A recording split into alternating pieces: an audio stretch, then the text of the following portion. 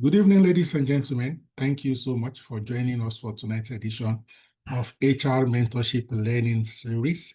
Tonight, ladies and gentlemen, we'll be looking at a topic, how HR professionals can leverage mentorship and coaching. My name is Oluyemi Adeosun, and our facilitator for tonight is Antonia Taiwo Ajayi, and I'm very excited that she has created time today to share with us from her wealth of knowledge and experience. Antonia is a senior manager, people and culture.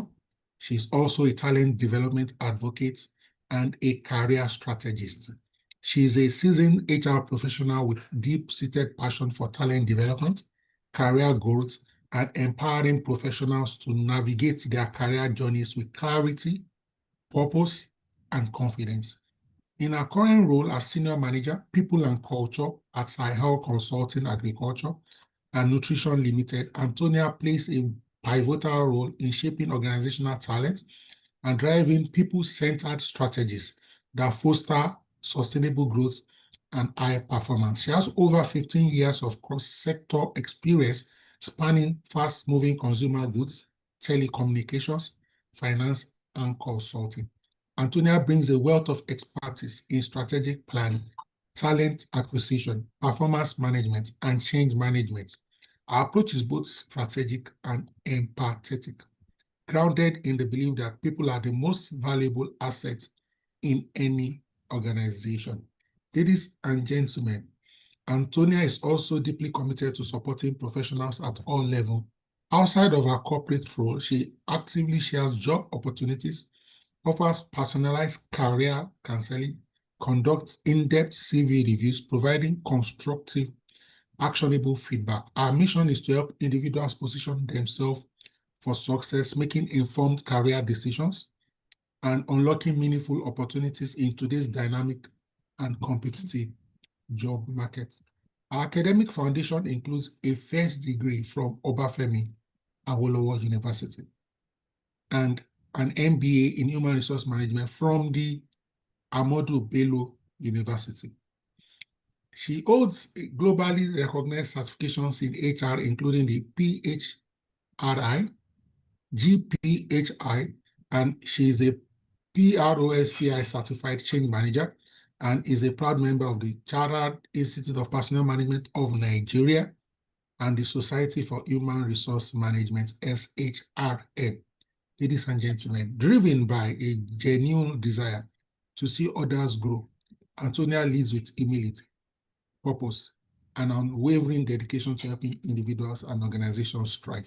Speaking to us tonight, this evening, for the first time on this prestigious platform, please let's welcome very warmly Antonia Taiwo Ajayi, as she will facilitate the session on how HR professionals can leverage mentorship and coaching.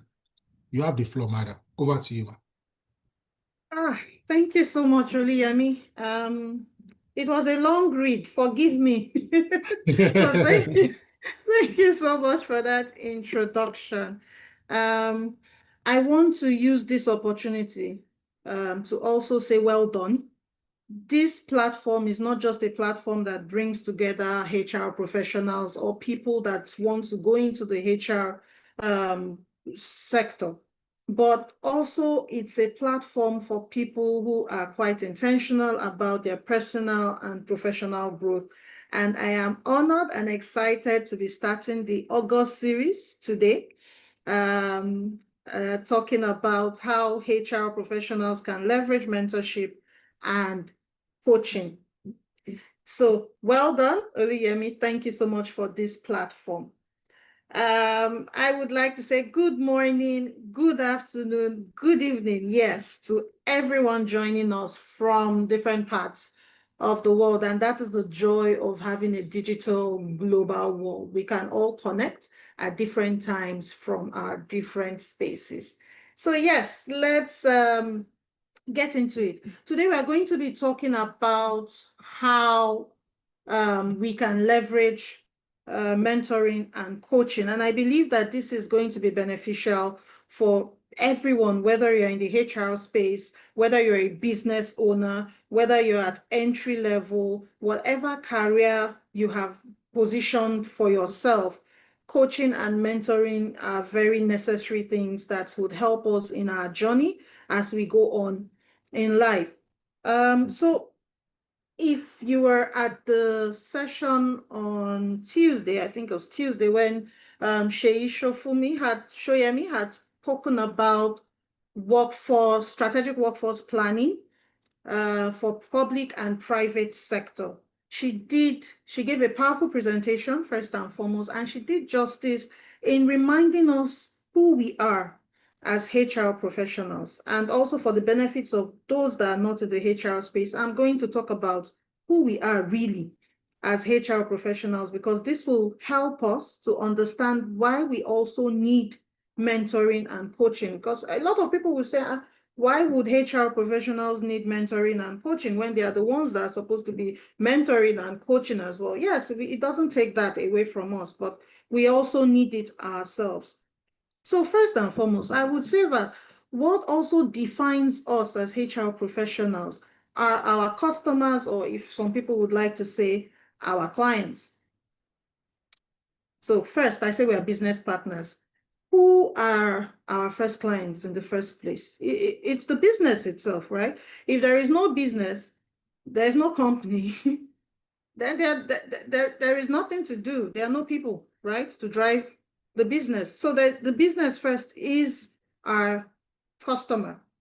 And yes, I do have notes. So one of my mentors who has passed on, she was a mentor stroke a role model to me. It's my mom. And she was a school teacher, a fantastic one at that. So yes, I'm a child of a teacher. So I take notes and I have my notes.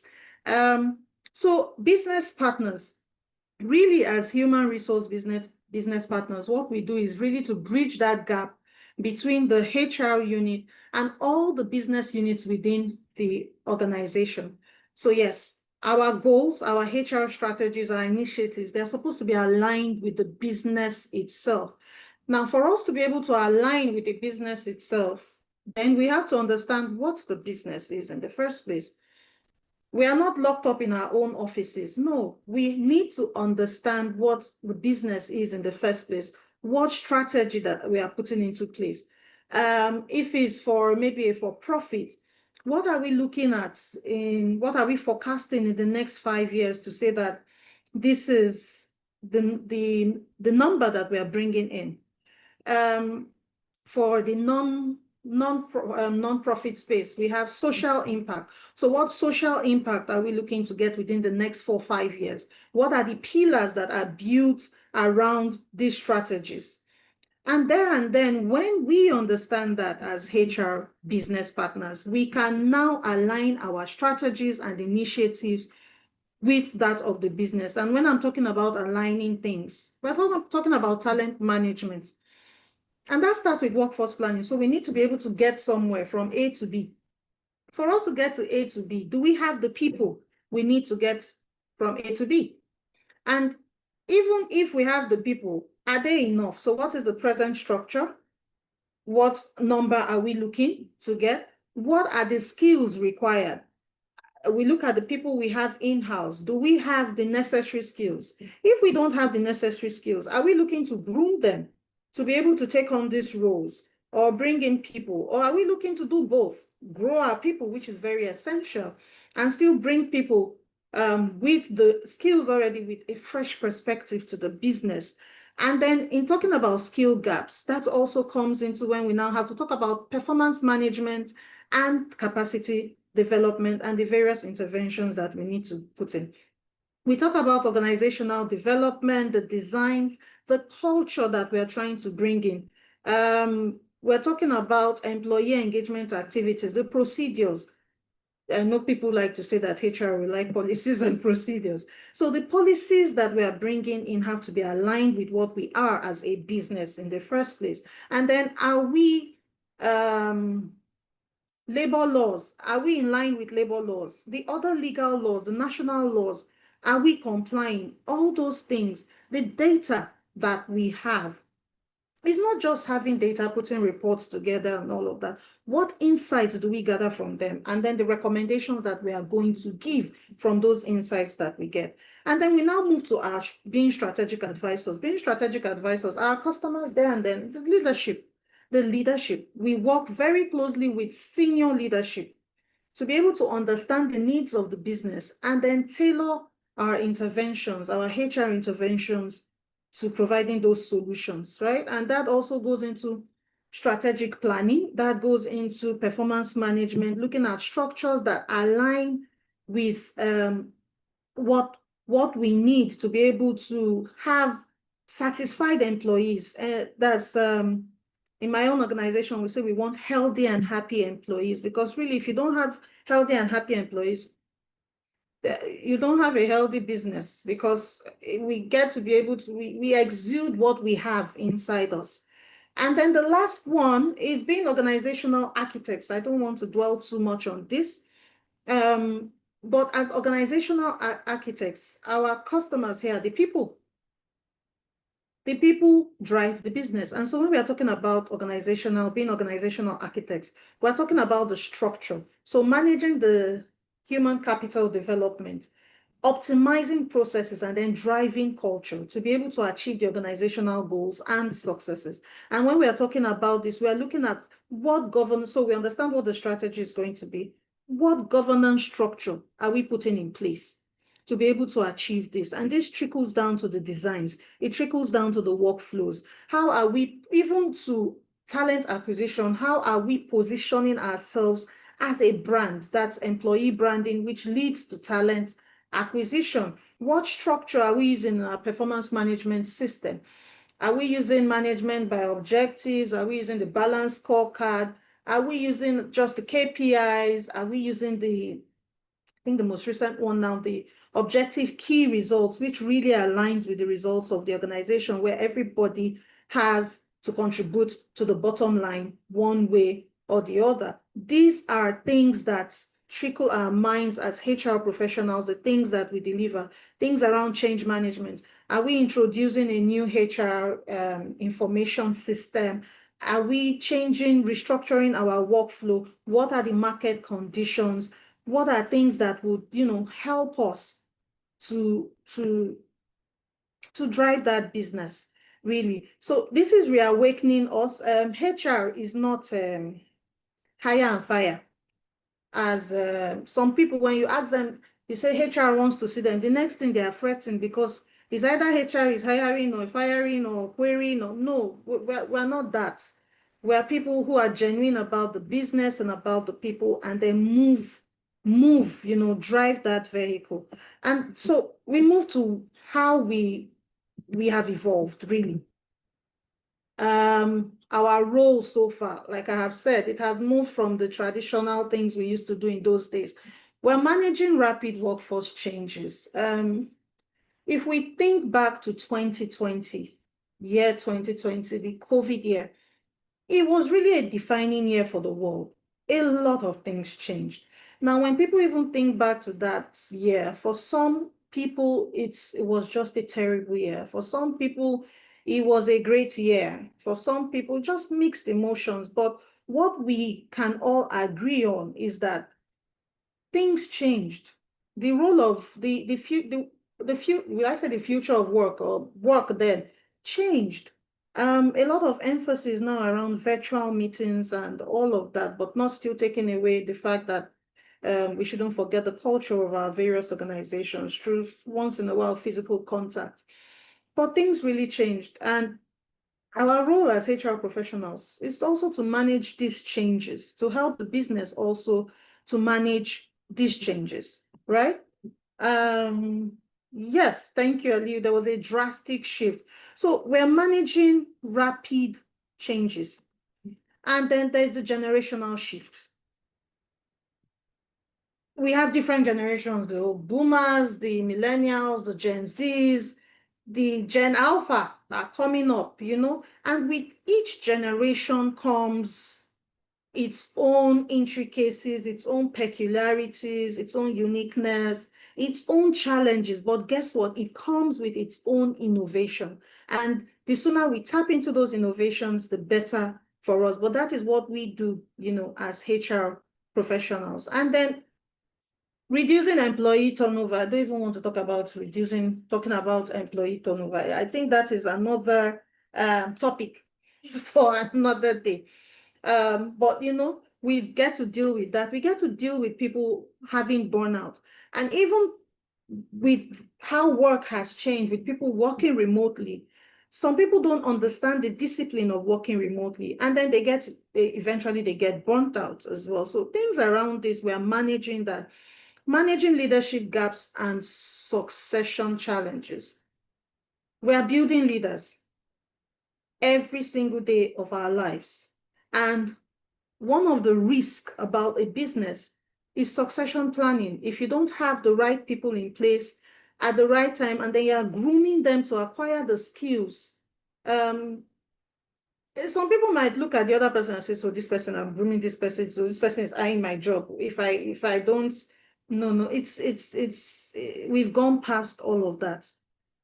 If you are leaving an organization, you are leaving most likely to something higher yourself. And for you to have even gone to that thing that is higher, somebody must have left that position, right?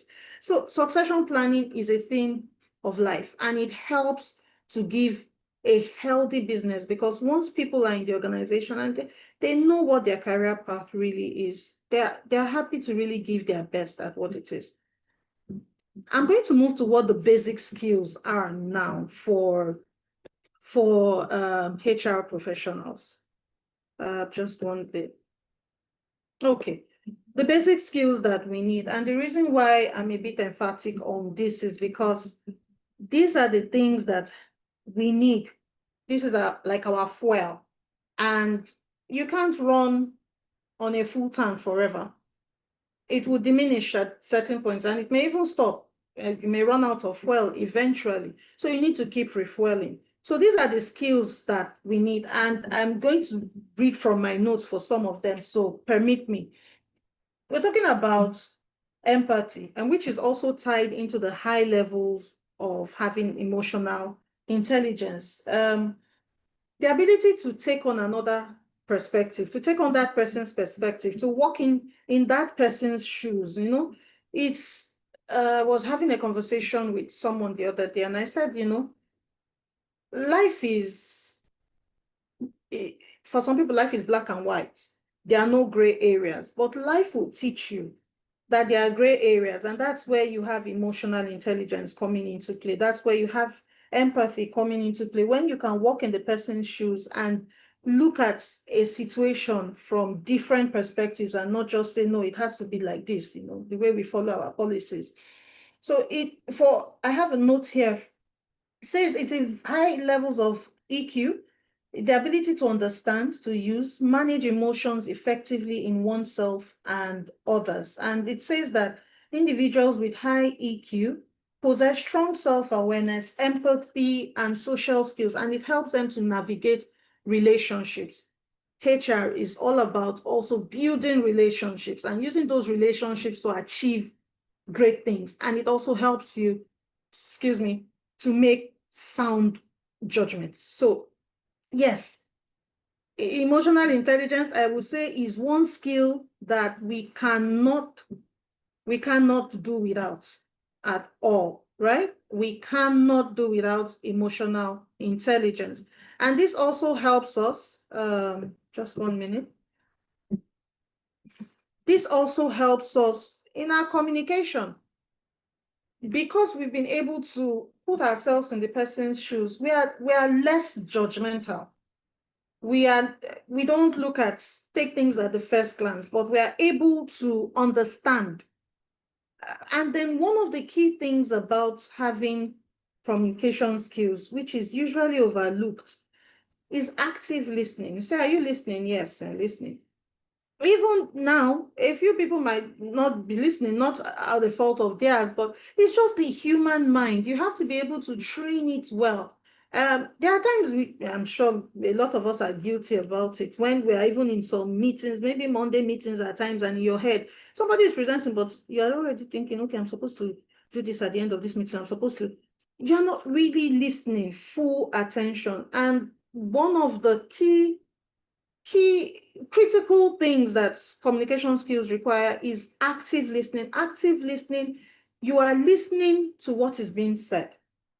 You are listening to what is not being said. You are looking at the verbal cues. You are looking at the non-verbal cues. And guess what? The non-verbal cues and the things that are not being said at times are the most are more important, let me put it that way, are more important than the things that are being said.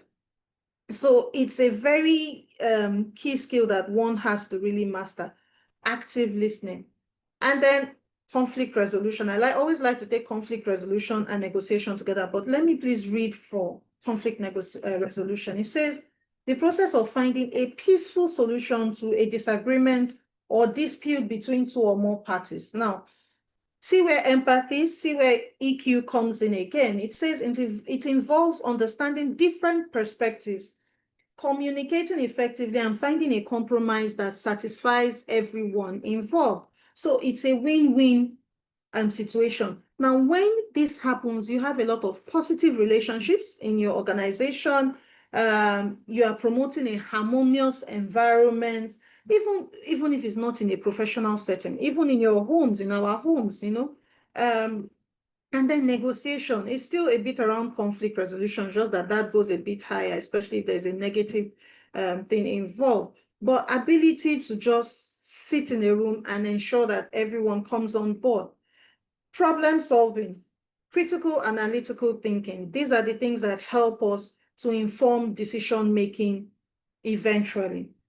Now, it's important that I had to go through all of this before really delving into the mentoring and coaching aspects. So, okay, yeah. Before we delve also into why we need these people, let's talk about mentors.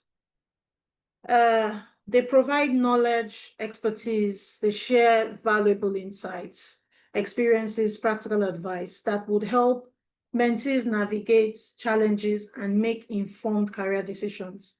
They offer support, encouragement. They serve as a steady source of motivation and confidence, especially during challenging times or significant career transitions.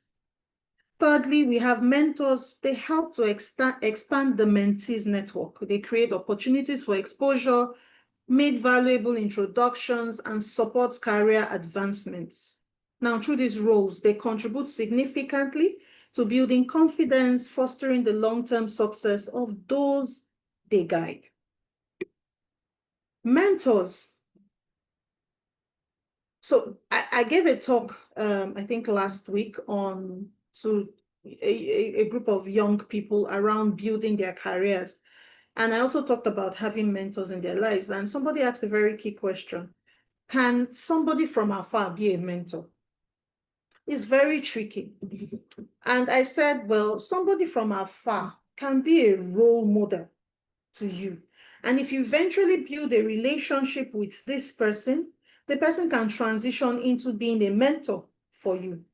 But mentors, you have to have relationships with them because you have to be able to talk to them about the things you need help with, right? For them to be able to have time sessions with you, and most times they're informal sessions, and they help you to navigate challenges, and they help you make informed decisions, whether they are related career decisions, professional or personal. So with this definition, if you look in towards, our lives, you will see that we actually have mentors, and you can have multiple mentors who mentor you on different aspects of your life or of your career. Mentors can also be your sponsors. And what I mean by sponsors, so I'll go to the third point here that says that they help to expand network. They make valuable introductions. They support career advancement. So for sponsors, you may not know the sponsors. And this is what a sponsor will do. A sponsor will speak for you in rooms where you may not be able to speak for yourself. You may not even know that this person is your sponsor, right? A mentor can also be a sponsor. Your mentor can also be your sponsor, because that way they also introduce you, give you platforms to go on, send you different links, different things that, that would help you to grow. I have different mentors in my life as well. And, if you even look around, you will see that at times you start with family. For one, my sister is a mentor to me, and she will share things with me, things you need to read to help you. Now, these are mentors in your life that you shouldn't take for granted. Mentors have walked that path. They have walked that path. I don't want to say they have walked that path for you, but in a way, they have walked that path for you, so that when you are walking that path, they are able to guide you. And when you make mistakes, they're able to tell you it's okay, but this is how you rise from the mistakes. These are the things that you should do. Those are mentors in your life, and they are very important. And I believe that you should be very intentional about ensuring that your mentors play a very active role in your life, and don't take them for granted. Because mentors, you don't pay mentors, which leads me to coaching. And okay, sorry. Coaching and mentoring. This is another misconception a lot of people have, and that's because coaching and mentoring, have the same goal. The goal of unlocking success, the goal of ensuring this person grows. But they go through different channels, and it's very important that we know that difference. I've talked a bit about mentoring. Mentoring is more about having a broader focus. You can talk to your mentor about a lot of things. Same with coaching, but the thing around coaching is that it is specific to a skill.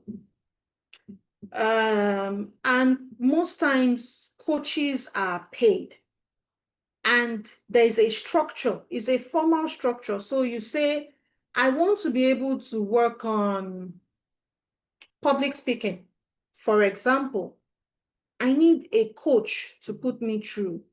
Lucky you if you don't have if you don't pay the coach. But at times I feel that if you pay, you will take it more seriously, right?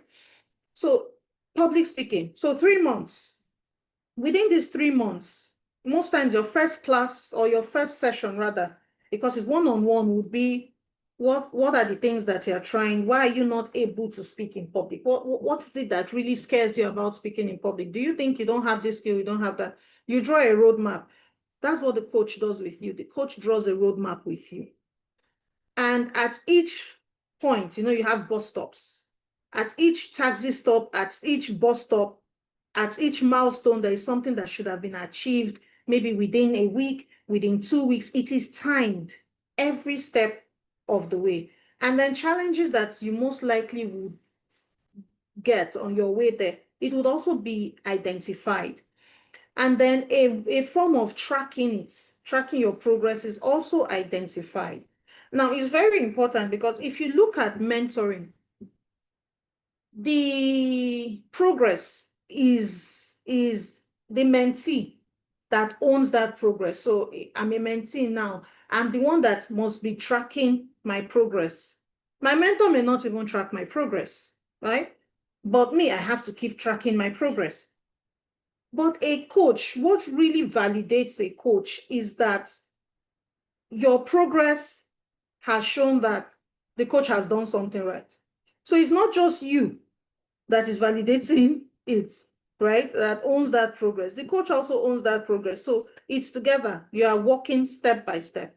Another difference also is that a coach is not necessarily a subject expert. So for example, as a HR professional now, my coach doesn't have to be a HR professional. The coach can be a HR professional, but the person doesn't have to be. It's the skill set that I'm looking for that the coach is just going to help to guide me through that process. And the coach may be my manager. The coach may be another manager in my organization. Now, because it's a structured process, There is no subjectivity. Now, but for a mentor, my manager can't be my mentor because my manager speaks to decisions regarding my growth in my organization. So that's already compromised. So a mentor cannot be your manager. And then your mentor gives you direct advice.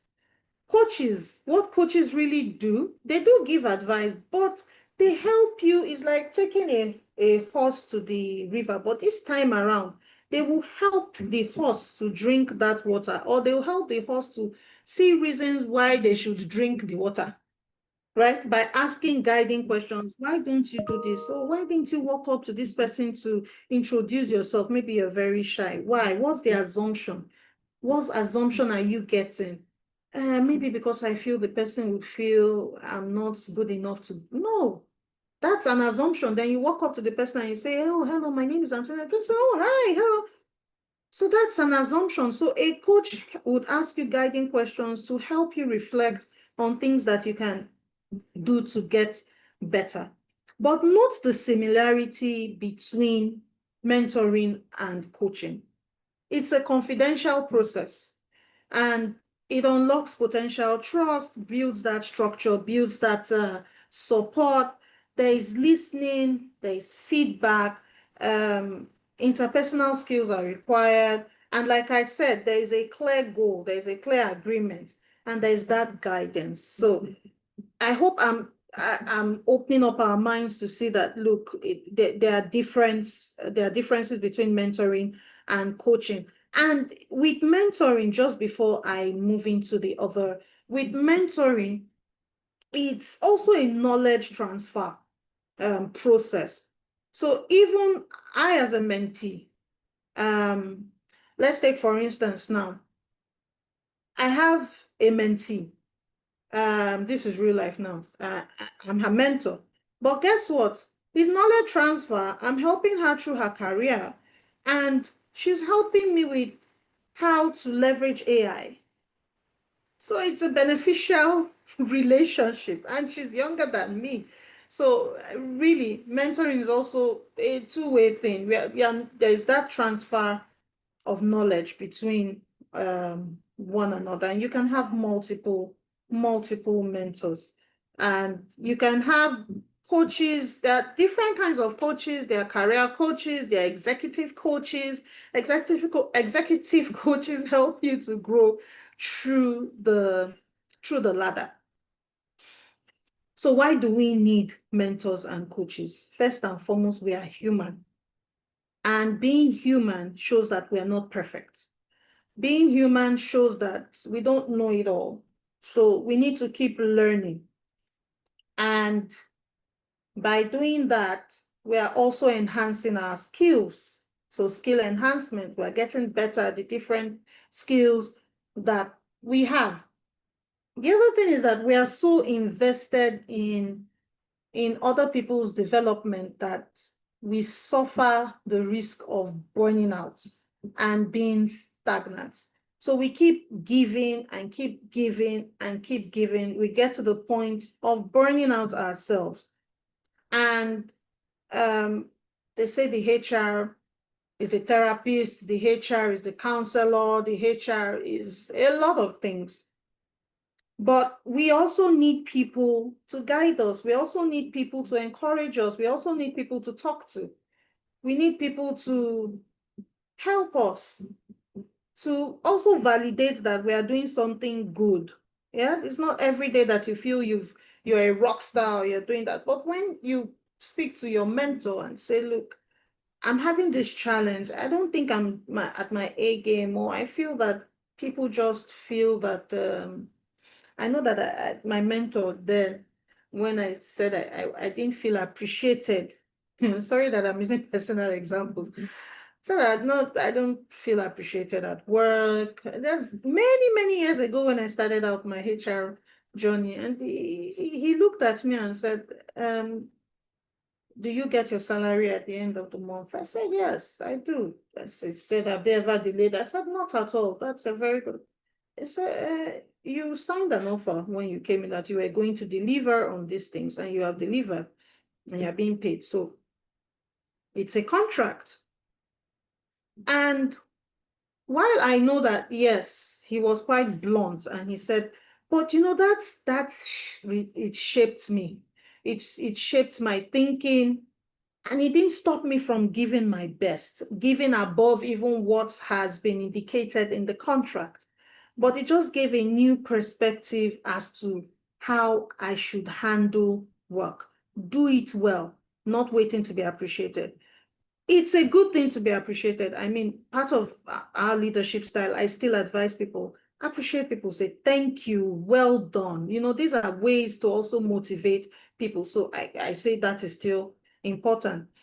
Not, when we are stagnant, at a point in time, we may be doing things the way things have been done for a long time, but there are new ways of doing things. And your mentor, your coaches can help you to move with the trend. Some certain trends you may not even know about, but because you have these relationships, you have this network, they would help you to get to that point. We also require personal and professional development. That is very clear. And we need to refuel. We need to keep refueling. And I don't know if, well, they say a problem shared is a problem half solved. I know that when I go into my sessions, my mentoring sessions, with my own mentors, and I just give them instances of maybe when I'm feeling down or I'm having a challenge at work, for example. Let me use work since it's a professional setting. Maybe a situation that you can't use black or white. Is the gray area. How do you go about this judgment, if I put it, or this decision? Judgment seems a bit big.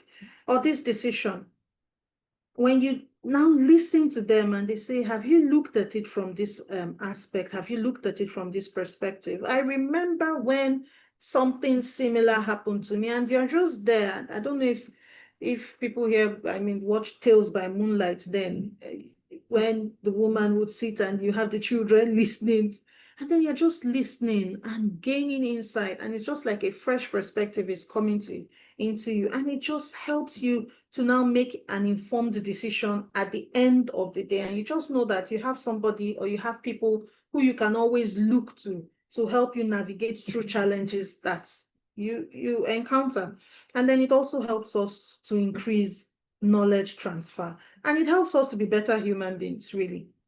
It also brings that part of humility when that's why I said we're human, when we also understand that we don't know everything and we should be willing to learn so that we can also give around us. So giving around us, but okay, before getting there, we asked how do you now get a good mentor or a coach? There's a lady, Ellen Ensher, if I can remember. She has a TEDx talk on how to get a good mentor or a coach. I advise that you can watch that. It's very good.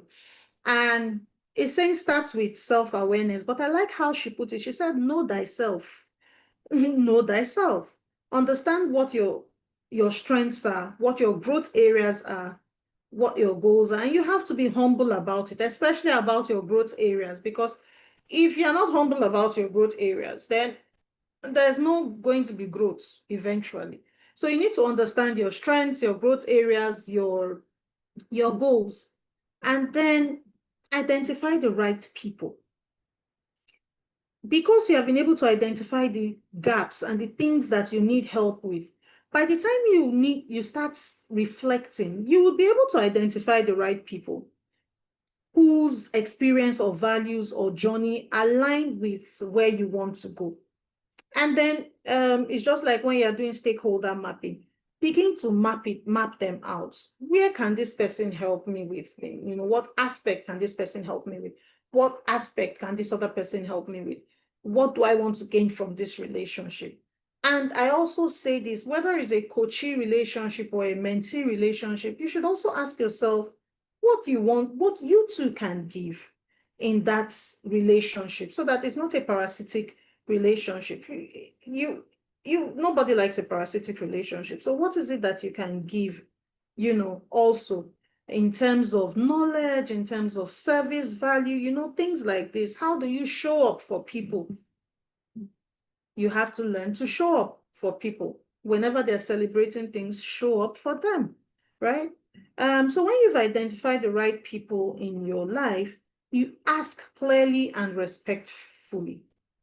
And you have to be specific about what you need and why you need their guidance, why you value that guidance. Only then and then can you track your growth eventually. And only then and then can the mentor or the coach really understand what they are supposed to be helping us with. And then we need to stay open and committed. Listen actively. Listen actively. I keep saying this because listening actively is a problem all of us have had as human beings. So listen actively, follow through, and follow through on those points and show appreciation. I think I had said that before. Appreciation not necessarily mean you're paying, no, not financial, no, not of that, but things around showing up for people, things around saying thank you, things around acknowledging them, in your growth process, in your journey. Yes, you need to be able to do that. And last of all, I love this part because a lot of people forget to do this. This is to enjoy the journey. Is to enjoy that growth. Mentorship, coaching, learning, all this are around connection and transformation. So you embrace that process and then you just enjoy the journey. So we are leveraging coaching and mentorship, right? But how then does this now help the people around us? Remember that I started with the people who are our customers, the business, the leadership, the people. And the way mentorship and coaching helps is that when you are okay as a HR leader, then the people around you are okay. Because what you exude is a positive culture. What you exude are good collaborative relationships. What you exude is not an unhealthy environment, but an improved engagement with people, improved employee satisfaction journey or engagement journey, which yields in retention. And you have some people who may get offers, very great offers in other organizations, but they won't go. Why? Because of the employee experience that they are having within your space. You may not necessarily be able to pay as much as the other organization is paying, but when some people, go ahead and find out from that organization, there's some people they'll say it's a toxic culture. So rather than go and earn a lot of money that would give you high BP at the end of the day, some people would rather stay in an organization where they can breathe, where they can speak up, where they are happy, where they can learn, where they can grow. And this drives a great company culture. And I talked about leadership development and succession planning as well.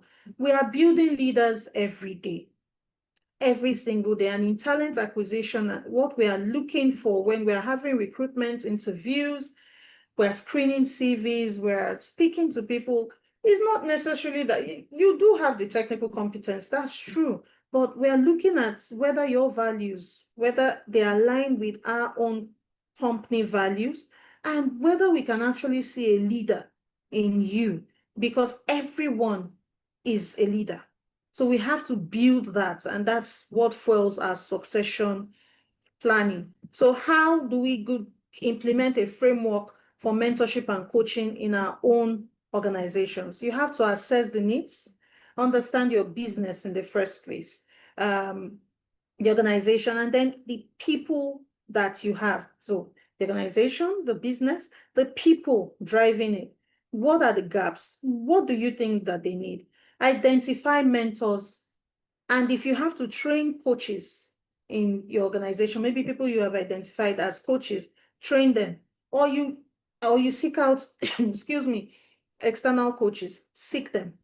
Let that be part of your capacity development program in your organization. And then match mentees and mentors strategically so that there is no power dynamic imbalance playing out, or any bias or any favoritism or any of that. And then set clear goals, timelines, and success metrics And then you track progress and review outcomes and let the mentees or the coachees see that they are part of this process and help them to enjoy the process. I know that there are some common challenges and pitfalls that we have. That's where you don't pair rightly, and when there's a lack of structure and commitments. And like I said, power dynamic issues. So you should be able to pair correctly and look at the skills that you're looking out for, the criteria, and use that as a benchmark. And then establish agreements, scheduled check-ins, but also ensure that it's a confidential process. What you are interested in as HR is the growth of that person. So what's the result at the end of the day? Just like you are interested in what the result at the end of the day is, and you are enjoying your own process, then you should also encourage others to enjoy that process. And then eventually to just foster a safe environment. We all need it in our personal life, in our professional life.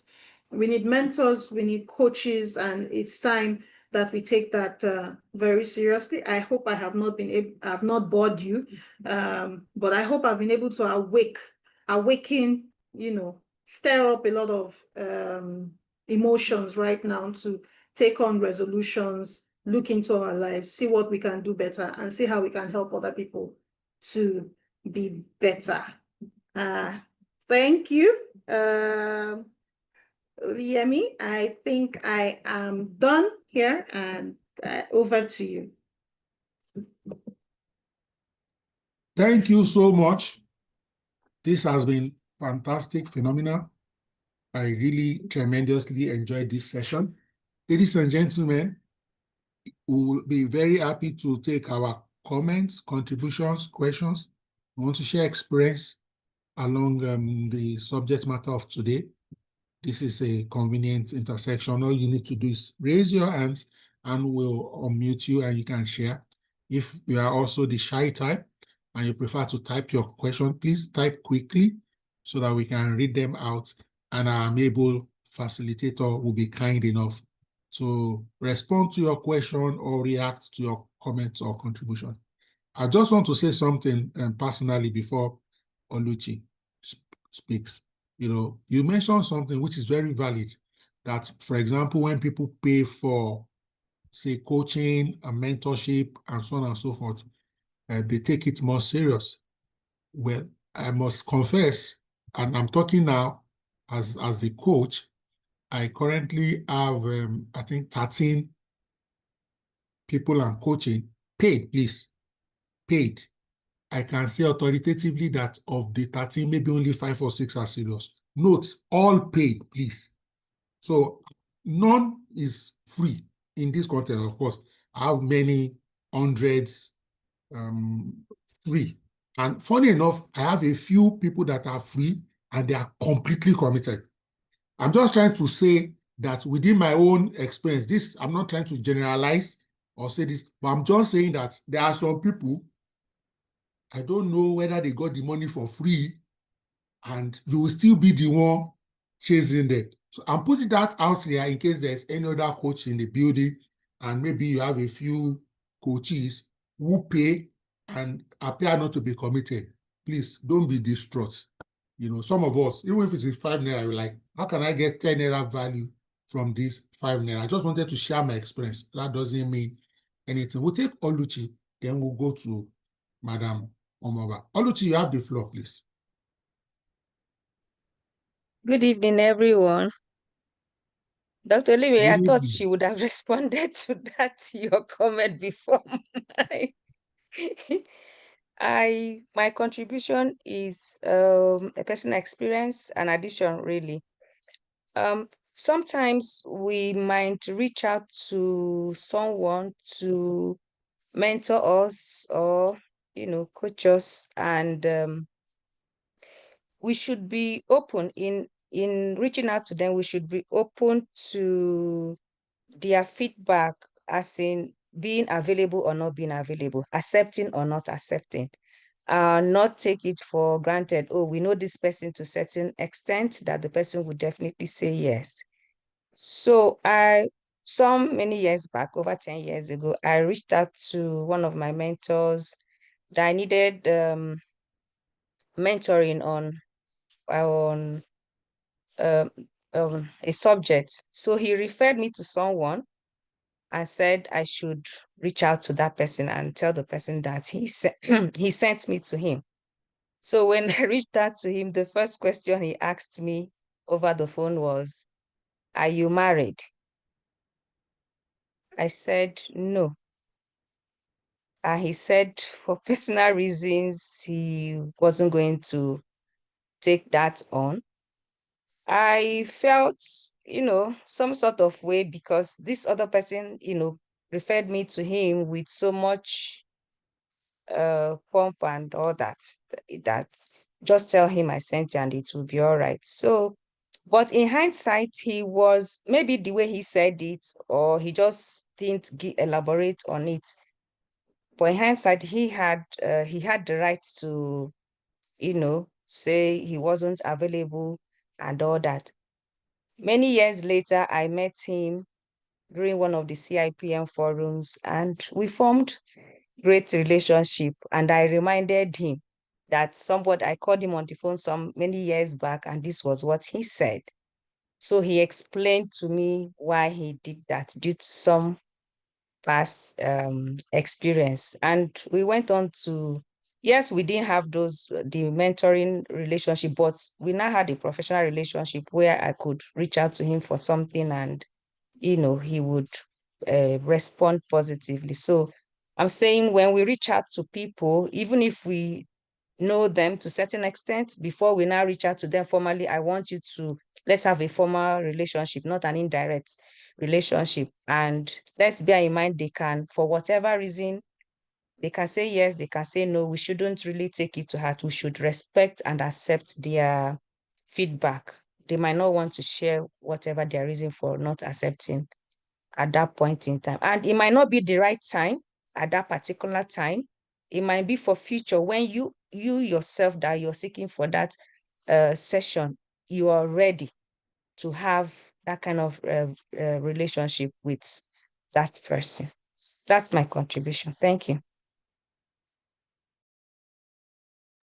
Feel free to react or respond, Antonia. Okay, thank you so much. That's Oluchi. You are very right. It's not, I think there's a comment here from Ada Boniface that says the respect for each other's time is an investment. You plan, you prioritize, and be punctual to appointments with your coach or your mentor. It's in a way linked, Some mentors have had some experiences, and so they also define the kind of mentees that they want. Maybe the way he had put it out wasn't right, but like you said, a mentor has a right to decide whether he or she wants to mentor you or not. But don't take that to heart. There are many mentors.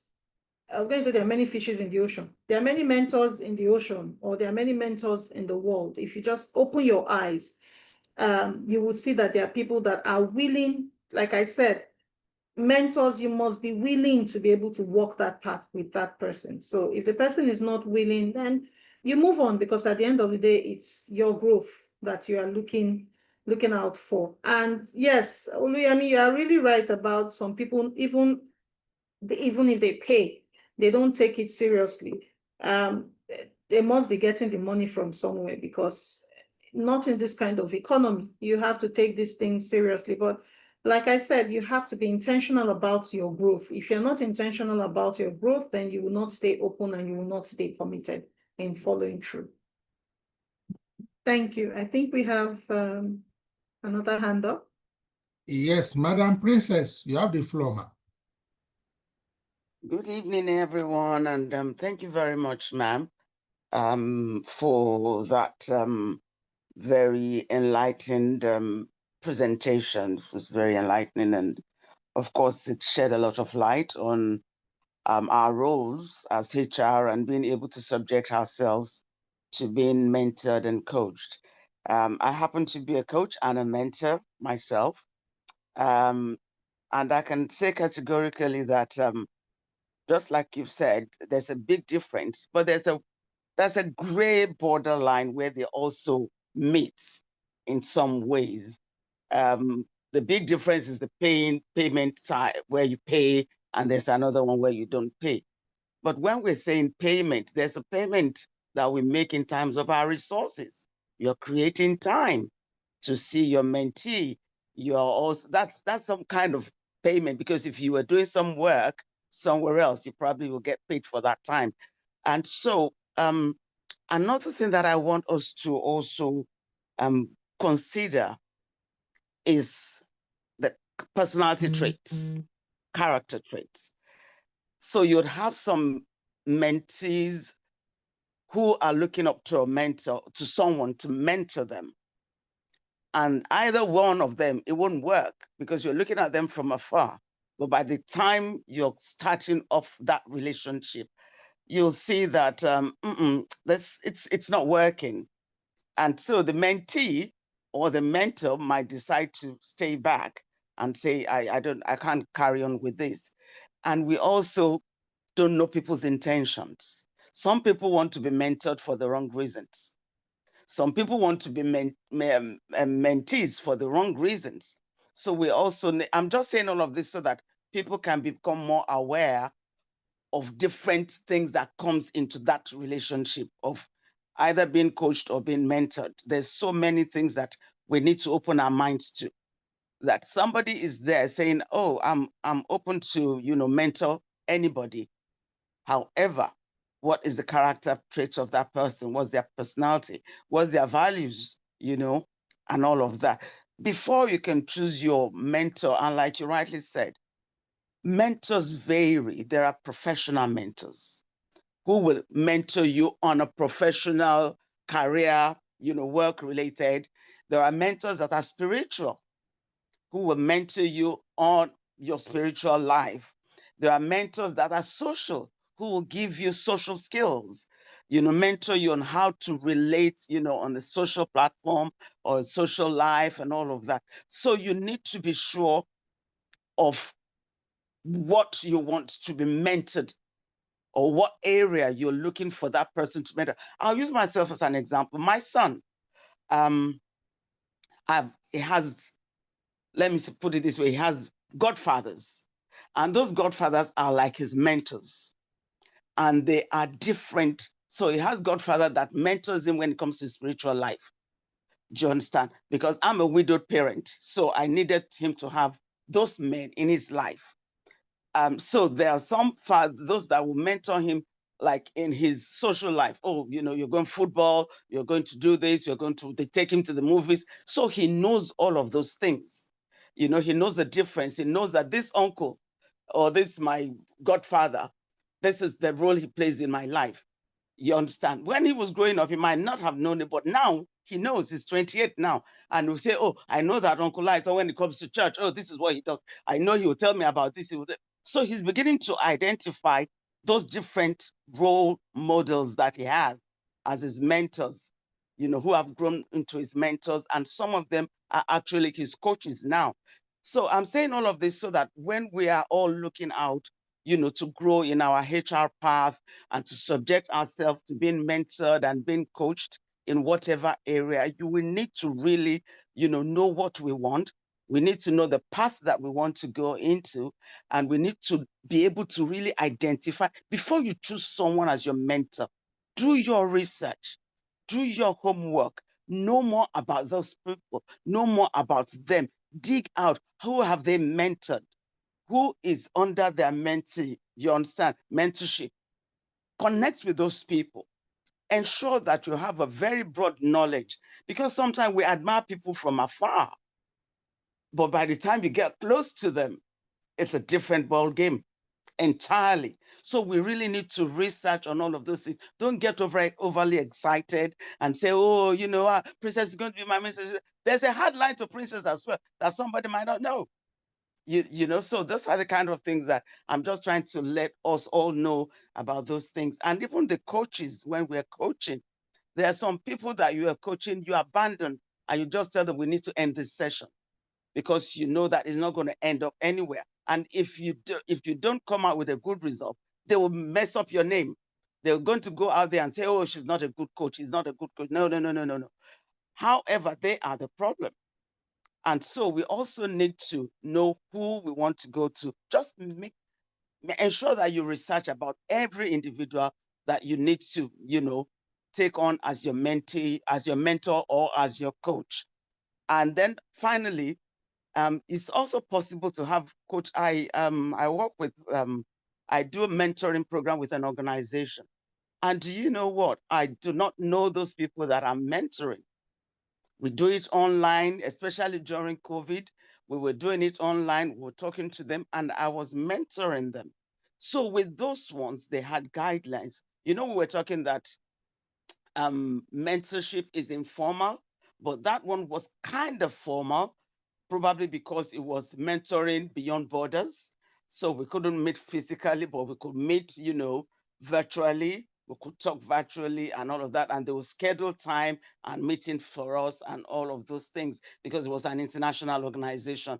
And they just had a group of us that we were mentors in their pool. It was like a pool. So that's another thing that's growing now, that you can actually be a mentor, beyond the borders of wherever you are. So thank you very much, ma'am. That's my contribution. And thank you, my prof. Thank you so much, ma'am. Bringing great. Oh, I was muted. Sorry. I was saying thank you so much for bringing your perspective to this conversation. And I'm very sure that the people that you're mentoring and coaching are getting so much experience from you. Yes. I think somebody put it here in the questions because I was trying to go through the chat. Somebody had asked, what should one do when the mentor you want is not responding to your request? It can be quite disheartening. Find another mentor. That's what I would say. Maybe that mentor doesn't have your time, and you really need somebody who has your time to be able to guide you. And also in terms of mentoring beyond borders, yes, and that's what I was also talking about. Having that structure within your organization as well. Having coaches, you can bring external coaches. You can also bring external mentors into the mentoring program in your organization. What is very important, like you said, ma'am, is that there must be scheduled check-in sessions. It must be structured so that you can see that there is growth at the end of the process. With the mentoring and with the coaching journeys, it's not a smooth ride. There would always be instances where challenges come up. And if people are not committed at the end of the day, there's no need to have that relationship in the first place. I've seen coaches drop coaches. I've seen mentors drop mentees. I've seen it go the other way around. But at the end of the day, I think it's Stella that put it here, Madam Stella. You said whether paid or not, mentoring and coaching. The journey is only meaningful when the individual is intentional and committed to achieving the set goals. So I think that's the aspect I'm bringing. Reacting to what ma'am has also put out here. Thank you, Liemi. Fantastic. Thank you so much. The only additional comment or contribution I would like to make to this very powerful session and also powerful contributions by some of our highly esteemed colleagues is that at whatever level you are to today, you too can mentor people. Don't let me use the word coaching because coaching will typically require some specialized training and so on and so forth. Even may have to, be certified as a coach, even though there may be things you know how to do already, even without certification. But I encourage people that, especially coaching, please get certifications so that you don't, it's just like don't administer medicine if you are not a doctor or a pharmacist. That's why I'll put it. So don't let us just do trial and error. You can do counseling and maybe some form of mentoring. But I just want to say that everyone here, no matter who you are, you can mentor somebody. Because as much as there's value in receiving mentorship, there's also value in providing mentoring. And I realized that for almost everybody I know, you may be mentoring 20 people, 1, 2, 3 other people to are mentoring you. So, and this aligns closely to what Antonia said, that don't just take, give. You may be mentoring somebody that is doing WAEC right now. Let's assume you're entry level, because somebody will say, oh, Luyemi, I just finished service last year. It can be somebody just in 100 or 200 level university, so that you begin to build that capacity. And the more knowledgeable you are, maybe specifically in HR, the more you too can now provide mentoring for other HR professionals. But much more importantly, you can now also provide career mentoring at the workplace. Because one of the things we do in HR, we may not put this in our JD specifically, is at the minimum, is counseling. People will come to you, they will be concerned. People will come to you, they may be confused. They will need clarity. And then some people, maybe not necessarily your employees, but your friends who know you are in HR, they will have 3 job offers. And they will come to you for counsel. So let all of us continue to build these capacities. And as we try to be more strategic, in quotes, in HR, never forget that some fundamental aspects of HR, which Antonia has touched on today, which include mentoring and coaching, will always remain relevant. And without them, our success will be suboptimal. Ladies and gentlemen, at this intersection, what we will do is unmute and say thank you to Coach Antonia for what she has done tonight. Thank you. Thank you, ma. Thank you so much. We really So appreciate. much, ma. We really enjoy. We appreciate so much. Thank you, ma. God bless. Thank you, Antonia. Thank you. Thank you so much. Thank you. Thank you, ma. Thank you very much. Thank you. He's very humble. God bless you. So, Antonia, I have teams I want you to coach you. 11 players. Thank you very much. Thank you also.